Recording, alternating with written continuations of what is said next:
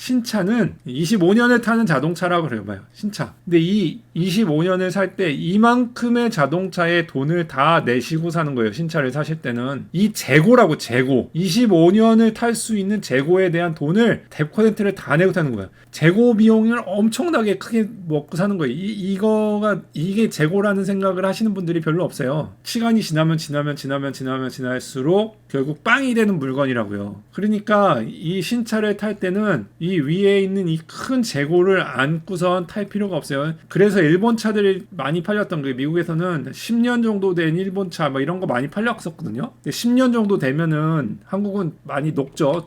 녹에도 부식이 되고. 그래서 한국은 그나마 여기에 5년 정도만이라도 까고 난, 이게 지금 내가 기름을 이렇게, 제가 그림을 이렇게 그렸지만 감가상각이 어떻게 떨어지냐면 처음 5년은 이만큼 떨어지고요. 그 다음 5년은 이렇게 떨어지고요. 그 다음 5년은 이런 식으로 떨어지죠. 이런 식으로. 그 다음부터는 뭐 거의 안 떨어지죠. 그림은 좀 잘 그렸는데 처음에 5년의 감가가 굉장히 많이 떨어져요. 5년 동안에 그 한 30% 정도가 떨어지죠. 그죠? 30% 떨어지나요? 예를 들어서 5천만 원 차라면은 3천만 원 정도 살 수 있으니까 1년에 400만 원, 500만 원 정도면은 할 수 있어요. 그래서 이게 왜 그러냐면 리스하고선 제일 많이 나오는 차들이 이때 이제 막 쏟아져 나오거든. 또 리스차는 더 싸요. 리스차나 렌터카는 사지 말라고 하는 게 좀 험하게 타서 그러니까 이런 차들은 피하고, 일단 이런 차들은 중고차 살 때 좀 피하시고. 그래서 아무튼 이런 정도의 차들, 아직 그 기계적으로 결함이 좀 덜 발생할 때 차들을 타서 오래 타는 거, 이런 것들을 좀 권해요. 한국은 중고차 시장이 더 약해서 중고차 가격이 더 약하더라고요. 보니까 여기 좋은 얘기 해주셨네요. 제가 현장에 있는데 외제차 중에 절반이 카푸어라고 하대요. 38,000불밖에 안 되는, 4,500만 원이라고 밖에 안 되는, 밖에라고 얘기하지만 사실 이건 비싼 건데, 외제차 중에서 그나마 싸다고 생각하는 그 4,500만 원짜리 차도 60개월 할부를 해야 한 달에 100만 원이에요. 물론 리스를 하면 뭐 50만 원, 60만 원이면 탈 수 있는지 모르겠지만 한국의 리스 구조 이런 걸 잘 몰라서 엄청난 비용이잖아요. 사실 100만 원을, 한 달에 100만 원을 하차감, 승차감 때문에 투자할 가치가 있을까? 저는 금융비용도 중요하다고 생각하거든요. 100만 원씩 어차피 저렇게 내서 탈 돈을 100만 원, 100만 원, 100만 원을 모아요. 차라리 1년만 차를 늦게 사. 그래서 12개월을 모아서 1200만 원을 모아서 그걸 다운페이를 해서 그걸 더 싸게, 중고차를 더 싸게 그런 식으로 사면 어때요? 카푸어 아닌 사람도 많습니다. 예, 맞아요. 카푸어 아닌 사람도 많아요. 인정. 카푸어 아닌 분들도 많아요. 왜냐면은 지금 한국의 소득 수준도 많이 늘어났고, 여자분, 남자분이 맞벌이해서 연봉 1억 넘어가는 분들도 많고요. 사업을 해서 잘 나가는 우리 젊은 청년들의 사업 형님들도 있고요. 외제차, 중고차는 좀 잘 모르겠어요. 한국은 워낙 부품 같은 걸 구하기가 어렵지 않나요? 중고차도 감가상각. 저는 중고차 살 때 좀 중요하게 보는 게 돈이 크게 들어가는 부분. 자동차 포럼이라든지 이런 것들을 들어가서 보셨을 때 크게 들어갈 때가 트랜스미션, 엔진 결함, 트랜스미션 결함, 이런 거에 문제가 많은 차들은 일단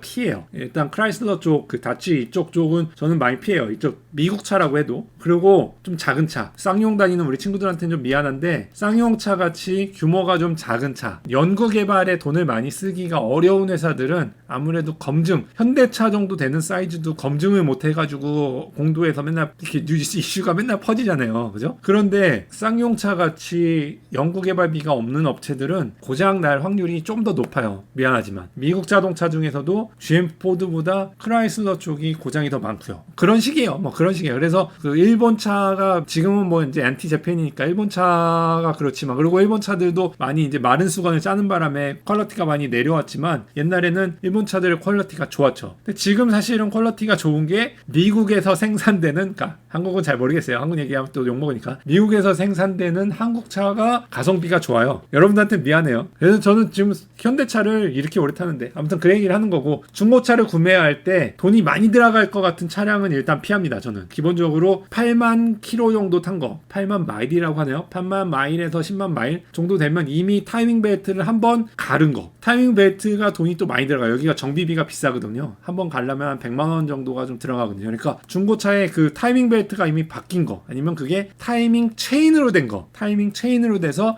타이밍 체인도 고장 나지만 바꿀 이유가 별로 없는 거, 그 이외에는 자잘자잘 하거든요.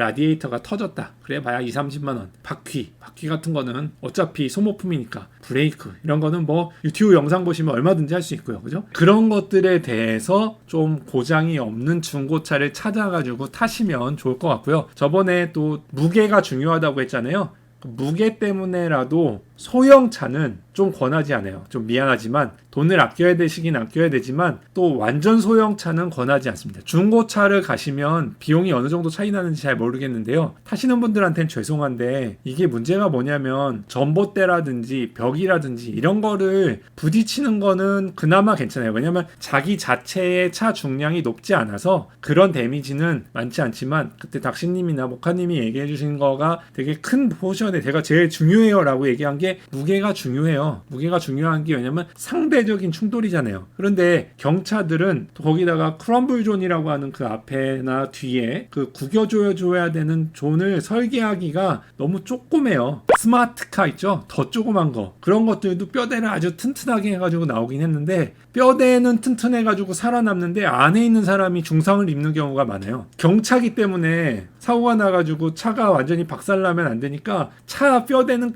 튼튼하게 했는데 그 안에 있는 사람이 충격을 다 먹는 말이에요. 디젤 차도 권하지 않아요. 디젤 차도요. 중고차로 사실 때 잘 생각해 보셔야 되는 게 우리나라가 휘발유가 좀 비싸잖아요. 휘발유가 비싸기 때문에 경유로 인해서 아껴지는 돈이요. DPF에서 결국은 다 까먹는다고 보시면 돼요. DPF는 무한정 쓸 수 있는 게 아니거든요. 그 클리닝 비용도 비싸고요. 하다가 또 어떻게 되면 또 달그락 해가지고 결국은 교환해야 되고 그 매연 시험 통과하기가 너무 어렵죠. 그래서 이왕이면 가솔린 쪽으로 가는 게 좋다고 생각을 해요. 엄청 달리시고 그럴 거 아니면 저 LPG 차 같은 것도 괜찮다고요. LPG 차가 한국만큼 잘 돼 있는 곳도 잘 없잖아요, 사실은. 하이브리드 차는 사는 팁이 이래요. 하이브리드 차는 비싸요, 원래. 되게 비싸. 배터리에다 엔진까지 있으니까. 근데 이게 중고로 나오면 중고 값이 완전 박살입니다, 박살. 그런 하이브리드를 타시는 게 더 좋다고 봐요. 아무튼 디젤 차는 전 비추합니다. 디젤 차는 소리도 별로. 진동도 별로, 거기다가 환경도 계속 신경 써야 되고, 그리고 우리 후대들을 위해서 디젤 차들은 좀 줄여야 돼요. 현 시점에서는 중고로 가솔린 내연차 기관 사서 5년 10년 굴리다가 전기차로 넘어가는 게 제일 낫다고 생각하고 있네요. 저도 되게 공감하는 이야기입니다. 그리고 전기차는 지금은 전기차로 가시는 거가 맞냐 안 맞냐 고민되는데 저는 조금 이르다고 보는 입장이거든요. 충전 인프라가 안 되니까 계속 걱정이 있잖아요. 걱정이. 미국 같은 경우는 차가 2대씩 있거든요. 좀 멀리 여행을 가야 되는 경우에는 가솔린 차를 탈 수가 있어요. 그걸 타고 여행 가면 되고 출퇴근은 전기차를 타면 돼요. 이렇게 부인과 남편이 번갈아 가면서 차를 할 수가 있는데 한국은 2차를 갖고 있는 집이 뭐 요즘엔 많아졌지만 아직 그렇게 많지는 않잖아요. 차를 하나만 소유해야 되는 분이 전기차로 사야 되면 이게 멀리 갈 때가 고민이 되니까 지금은 조금 이르지만 그래도 전기차를 타보고 싶다 하신 분은 저는 추천. 왜냐면 일단 기름을 아껴주고 환경도 아껴주고 그 다음에 세 번째로 뭐냐면 이 타이밍 벨트 오일 갈아줘야 되는 고민. 근데 전기차는 그런 거 고민 없이 탈 수 있어요. 신차는요, 처음에 나오면 사면 안 됩니다. 1년차, 첫 차. 막 신차 발표에 막 유튜브에서 막 나오고, 그냥 눈으로 즐기세요. 신차 발표 막 했습니다. 막, 그러니까 유튜버가 아닌 이상, 이걸 타가지고 막 리뷰하지 않는 이상, 신차 처음 나온 차들 있죠. 지금 모델 Y 같은 거. 이런 것들 1년 차들은 안 타시는 게 좋아요. 공도에서 많이 나오는 것들 있잖아요. 그러니까 막 그 유튜브로 나오고 막 이슈 나오고 이런 것들 그 게시판 동호회에서 나오는 이런 것들이 품질팀에서 개발팀으로 이관을 해줘요. 그래서 품질팀이나 이런 데 너무 문제가 많으니까 이거를 엑셀표로 만들어서 제일 큰 문제들을 이제 나눈 다음에 그거를 업체를 조져요. 업체한테 조져서 야, 이 문제가 지금 필드에서 나오고 있으니까 빨리 고쳐. 두 번째는 문제 없는 것들은 또 원가 절감, CR 들어갑니다. CR, 코스트 리덕션이라고 CR 들어갑니다. CR 들어가는 거는 그러니까 문제가 없는 부품에서 하는 경우가 많고요. 첫 번째로는 문제가 있는 거, 필드에서 나온 1년차 문제들을 개선을 합니다. 그 개선품들이 1년 말이나 아니면은 2년 차부터는 많이 적용이 돼요. 그러니까 2년 정도 되는 차부터는 구매하셔도 좀 괜찮고요. 3년에서 그러니까 모델 체인지 되기 전 모델, 저같이 NF를 2009년에 사는 거, 2010년에 YF가 나왔거든요. 그러니까 2009년에 딱 사는 거지. 가격도 떨어지고요. 품질 상태도 제일 좋은 상태가 됩니다. 원래는 한 3년 차가 제일 좋아. 근데 2년 정도만 돼도, 그러니까 3년 차 사면 너무 신차 같지가 않아서. 예, 근데 4년 차는 한국이 예, 단종돼 단종. 한국이 요즘에 차 발표하는 게 너무 빨라가지고요. 요즘에 너무 차를 막 빨리 바꾸잖아요. 그래서 답이 없어요, 사실은. 그냥 그렇다. 그렇다. 그냥 자동차 동호회나 이런 유튜브 보시면서 아, 어떤 차가 고장이 없고 어떤 차가 괜찮구나라는 거 봐놓고 고기 연식이 지나면 그거를 이제 사셔서 빨리의 민족이라 진짜 빨리빨리. 예. 이거 되게 재밌다. 우리나라 국제전화 국번도 8이었구나 그러고 보니까. 페이스리프트 같은 경우는 사실은 저는 페이스리프트를 좋게 보는 사람이거든요. 페이스리프트를 좋게 보는데 이걸 왜 그러냐면 일단 기본 뼈대랑 기존 뼈대까지 바꾸는 페이스리프트 얘기하면 안 되고요. 페이스리프트에 뭐 엔진 바꾸고 이러면 진짜 답이 없는데 엔진, 뼈대 이런 건 그대로 놔두고 그 잔가지 밖에 보이는 거 있죠. 뭐 삐걱삐걱 되는 문제라든지 그걸 뭐 스퀴크 앤 레틀이라고 하거든요. 스퀴크 앤 레틀, SRR, 범퍼, 세이프티 펑션들 추가 이런 것들은요 괜찮아요. 그런 것들은 추가하면 그런 거 고장 나는 거는 고치면 돼요. 메이저 이슈 있죠. 뭐 하체가 막 가라앉는다든지 뭐 부식 문제가 있다든지 그런 것들은 1년 차에 다 잡아서 2년 차에 나오기 때문에 차라리 저는 신차를 사실 분들이라면 페이스리프트 모델을 사라고 해요. 그것도 1년 뒤에 사면 더 좋은데 신차 느낌을 타고 싶은 사람들도 있잖아요. 저처럼 다 돈을 모으는 거가 1차 목적인 사람들만 있는 건 아니잖아요. 아까 전에 어떤 분 얘기해 주셨지만 다 카푸어만 있는 것도 아니고 조금 더 부유한 집에 계신 분도 있고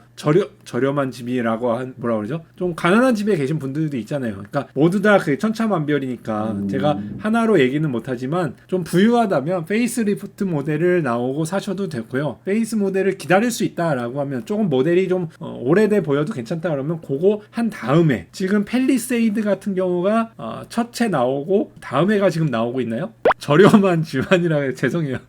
중상층? 중산층에 요즘엔 중산층도 많이 부자들이라고 얘기하더라고요. 예, 그런 얘기를 해드리고 싶었고요. 어려서부터 우리 집은 가난했었고. 저거 뭐야 이게? 이게 아이디야? 아이고, 빠이빠이. 예, 들어가세요. 예.